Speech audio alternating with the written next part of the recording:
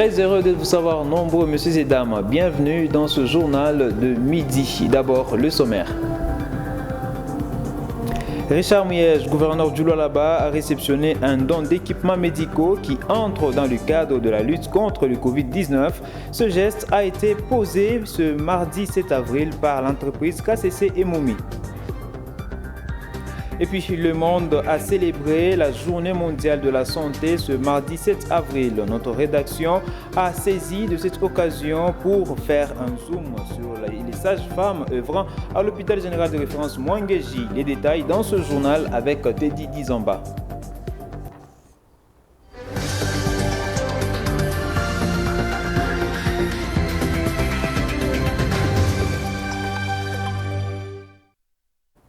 Messieurs et dames, bienvenue encore une fois dans ce journal. D'abord, cette information en bref. Le chef de l'État, Félix Antoine Tshisekedi Tshilombo, a signé ce mardi 7 avril 3 ordonnances portant sur l'accompagnement des mesures d'urgence pour lutter contre la pandémie de Covid-19. La première ordonnance porte sur les fonds de solidarité nationale contre le coronavirus qui vient d'être créé par le chef de l'État. La deuxième porte sur la santé qui décrète, considérant l'urgence pour l'État de s'assurer l'amélioration du système de surveillance des maladies en Afrique centrale. La troisième porte sur la conclusion d'un don d'un montant de 23 600 000 $ entre l'Association internationale de développement et la République démocratique du Congo au titre de financement des mesures de riposte au Covid-19. Et puis, dans le cadre de lutter contre le Covid-19, deux entreprises du groupe Glencore, à savoir KCC et Mutanda Mining, ont remis des équipements médicaux au gouvernement provincial du Lualaba hier mardi 7 avril. C'est le gouverneur Richard Muyej qui a réceptionné ce don à l'hôpital général de référence Mwangeji. C'est ce que nous dit Fabrice Mataï. Le premier lot est constitué des matériaux suivants. Nous avons 15 aspirateurs, 10 appareils d'aérosol doseurs, 20 concentrateurs d'oxygène, 10 oxymètres, 100 lits, 100 matelas. Riposter contre le Covid-19, les partenaires continuent à répondre positivement à l'appel lancé par le gouverneur Richard Muyej. Ce mardi 7 avril, le gouverneur du Lualaba, accompagné de son vice, du rapporteur adjoint de l'Assemblée provinciale et quelques ministres, a réceptionné le premier lot de matériel dont des entreprises Kamoto Kopa Company KCC et Mutanda Mining, deux sociétés de Glencore. Vous présentez le lot des équipements, des matériels et consommables médicaux que nous voudrions présenter ici comme contribution de ces sociétés. Vous vous souviendrez, Excellence, que pour répondre positivement à l'appel du gouvernement provincial, nos deux sociétés s'étaient engagées pour pouvoir contribuer. Le gouverneur du Lualaba, Richard Muyej, a loué ce geste en langage d'une collaboration sans faille entre l'État congolais et les entreprises minières. Les deux annonces du président de la République concernant la lutte contre le Covid-19 ont touché fortement notre sensibilité et nous ont amenés à inviter les entreprises minières partenaires pour qu'ensemble nous puissions constituer un fonds de solidarité. Et je m'estime heureux. Mon gouvernement et moi-même, nous nous félicitons que les entreprises minières du Lualaba aient réagi avec une promptitude qui nous impressionne. Qu'il s'agisse de TFM, des Comus et présentement des Glencore à travers Moumi et KCC, nous nous sentons fortement encouragés. 750 000 $, c'est beaucoup. Et cela laisse voir très clairement la considération pour les communautés vivant dans la province et le respect de l'autorité établie et représentant l'autorité centrale que le président de la République. Ces matériels représentent un montant de 290 000 $ américains sur un total attendu de 750 000 $ américains. La Sino-Congolaise des Mines SA a également fait un don d'un important lot de matériel de protection contre le coronavirus au Lualaba, des vêtements de protection, des masques, des lunettes, des tests de température ont été remis symboliquement au gouverneur de province Richard Mouyège par le directeur administratif de SICOMINE ce mardi 7 avril au gouvernorat de province. Suivez. C'est une forte délégation d'Ossicomine SA conduite par le directeur général adjoint Eli Chinguli, le directeur administratif Li Cheng et le directeur des relations publiques Hiying Kiang qui a fait le déplacement au gouvernorat de province ce mardi 7 avril 2020. Ces cadres de SICOMINE SA sont allés rassurer l'autorité provinciale du soutien et de l'accompagnement de la société dans la prévention contre le nouveau coronavirus au Lualaba. Prenant la parole, le directeur général adjoint de SICOMINE SA a fait la grande annonce. La société va contribuer au fonds de solidarité créé par le gouvernement provincial à hauteur de 500 000 $, en plus d'un lot important des kits de protection contre le virus s'élevant à 100 000 $, comprenant des combinaisons et des lunettes pour les médecins, ainsi que des masques pour aider non seulement ces derniers et les équipes de riposte, mais aussi la population si nécessaire. Un échantillon de ces matériels a été remis de manière symbolique à l'autorité provinciale par le directeur administratif Li Cheng. Le gouverneur du Lualaba a remercié la Sino-Congolaise des Mines SA tout en signifiant que c'est parmi les partenaires privilégiés de la province, toujours disponibles et prêts à accompagner les efforts du gouvernement en temps de joie comme en temps de malheur.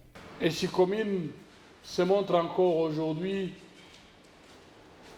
partenaire privilégié de la République parce que la province du Lualaba est une des provinces stratégiques de la République et SICOMINE s'est joint aux efforts de l'autorité provinciale qui représente l'autorité centrale pour préserver la vie de nos communautés.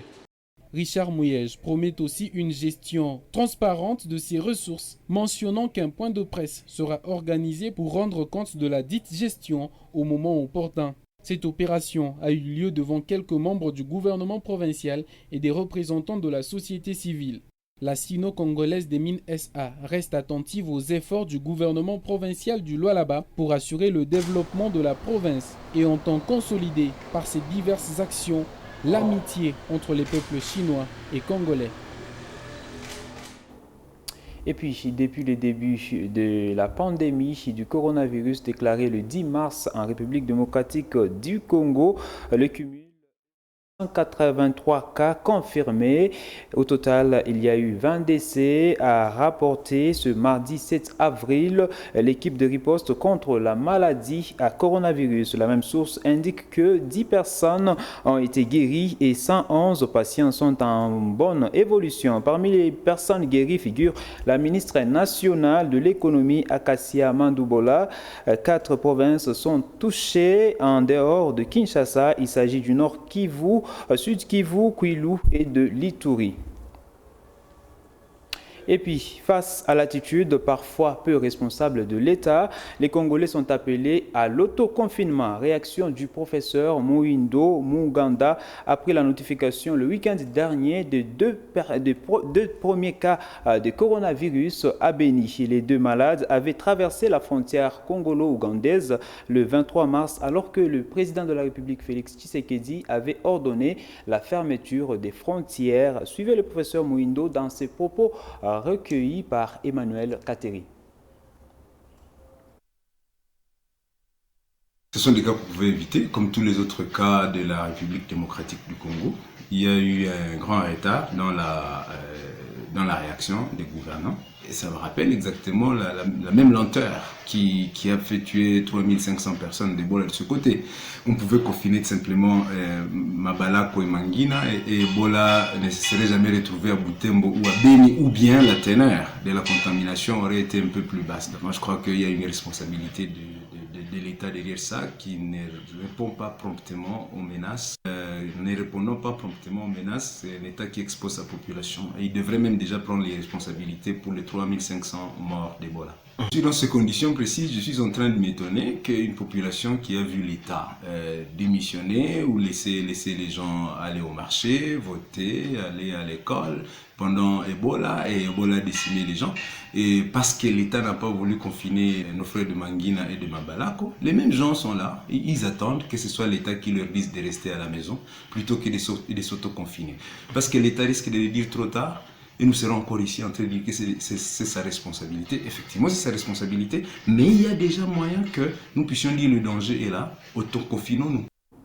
Et puis, le 7 avril de chaque année, l'Organisation mondiale de la santé célèbre la Journée de la santé. Une date à vocation mondiale qui est célébrée cette année sous le thème « Soutenez les sages-femmes et le personnel infirmier ». À cette occasion, notre rédaction a fait un zoom sur les sages-femmes via Teddy Gizamba. Sous l'impulsion de l'Organisation mondiale de la santé, le monde célèbre chaque 7 avril la Journée mondiale de la santé. Cette année, qui est l'année internationale des sages-femmes et du personnel infirmier, est l'occasion pour l'OMS de rendre hommage au travail des sages-femmes et de rappeler aux dirigeants de la planète le rôle déterminant que ce personnel joue pour préserver la santé des populations partout dans le monde à travers le thème « Soutenez les sages-femmes et le personnel infirmier ». Le métier de sage-femme, qui est quelquefois minimisé, est pourtant un métier noble tel que nous le dit l'une d'elles. La sage-femme est une spécialiste de grossesse. Spécialiste de grossesse normale, elle suit les femmes enceintes dont elle a la charge. Le métier ici de sage-femme est un métier noble. Butée parfois à des difficultés, la sage-femme ne recule devant rien pour aider à donner la vie. Kama mwanamke anafika wa kuzala, mi kazi yangu ni kumuweka sur les lits de la technique. Quand je peux faire des manœuvres de Léopold. Là, je prends la hauteur utérine, je prends la présentation, le BSF, la position fétale. Et après ça, je fais les touchés vaginales. Le terme sage-femme est considéré par certains comme un rabaissement. Face à cette situation, Madame Consolatz, sage-femme et infirmière à l'hôpital général de référence Mwengeji, appelle ces personnes à revoir leur position. Le métier ici de sage-femme est un métier noble. Difficile, c'est un métier qui demande vraiment des compétences médicales et psychologiques. Je peux dire à ces femmes-là qui minimisent leur métier, parce que maintenant là, même à l'ISTEM, il y a cette filière-là de sage-femme, ceux-là qui font l'accoucheuse. On ne va pas seulement les appeler accoucheuses, on va l'appeler sage-femme. La sage-femme, c'est vraiment le métier de sage-femme est un métier noble, parce que c'est de là que vient la vie au monde. Je suis fière puisque Shinjo est dans l'état de naissance, ici à la maternité, avec notre métier. Je suis fière. Au terme des célébrations de la Journée mondiale de la santé, l'OMS va mettre en lumière la situation des sages-femmes au niveau mondial et formulera des recommandations en vue de renforcer ses ressources humaines. Présent au Nord Kivu, précisément à Beni, la cité de Kanana a été nouvellement attaquée par des présumés ADF dans la nuit du lundi au mardi 7 avril. Au cours de cette embuscade entre les FARDC et les présumés rebelles, au moins 7 personnes ont trouvé la mort. C'est ce que nous dit Patient Raymond Mwamba dans ce commentaire. Plusieurs tirs ont été entendus en armes légères et lourdes. Selon les autorités du Nord Kivu, cette nouvelle attaque s'est déroulée à environ 17 heures locales, lors d'une embuscade entre le FARDC et un groupe de présumés combattants ADF qui ont réussi à pénétrer dans la cité de Kanana. Plus ou moins 7 personnes ont été tuées. Certaines victimes provenaient de champs et d'autres du centre-ville de Alungupa. Cette incursion a provoqué plusieurs déplacés afin de trouver les endroits où la paix règne. Au moins 25 personnes ont déjà été tuées dans la localité de Alungupa, dans le secteur de Ruzizi, territoire de Beni, au Nord Kivu, par les combattants ADF. La dernière attaque remonte au 28 février où 5 personnes ont été également tuées. Les ADF sont historiquement des rebelles ougandais musulmans installés depuis 1995 dans l'est de la République démocratique du Congo. Ils sont tenus responsables de massacres de centaines de civils depuis 2014, surtout dans la région de Béni. Ces miliciens sont également responsables de la mort de plus de 22 casques bleus et de centaines de soldats congolais depuis 2017. Et c'est la fin de ce journal de midi. Merci de nous avoir suivis depuis Kinshasa. Surtout, observons les mesures d'hygiène. Au revoir.